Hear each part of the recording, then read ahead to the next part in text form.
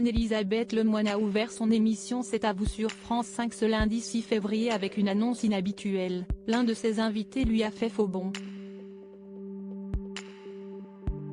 Alors que Patrick Cohen annonçait sa rubrique portant sur l'ouverture des 2 semaines de débat sur la réforme des retraites, la journaliste de 52 ans a indiqué que Manuel Bompard a annulé sa présence à la dernière minute.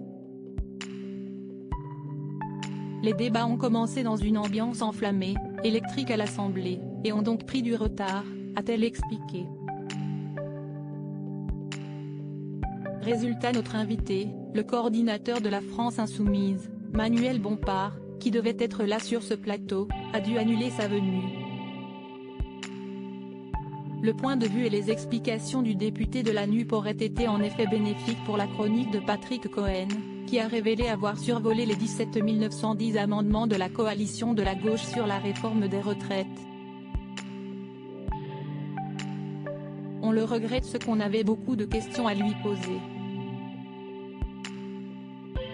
On espère une prochaine fois, a conclu Anne-Elisabeth Lemoine, avant d'enchaîner.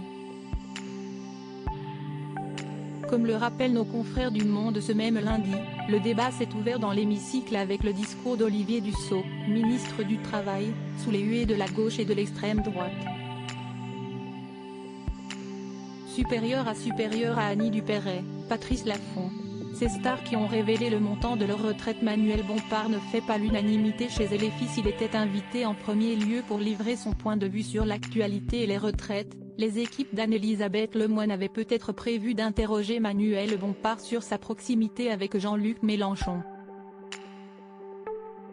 Directeur de campagne du chef de file de la France Insoumise pour les élections de 2017 puis de 2022, nommé coordinateur du parti en décembre dernier, ses détracteurs reprochent à l'homme politique de 36 ans de vouer une admiration démesurée à son représentant.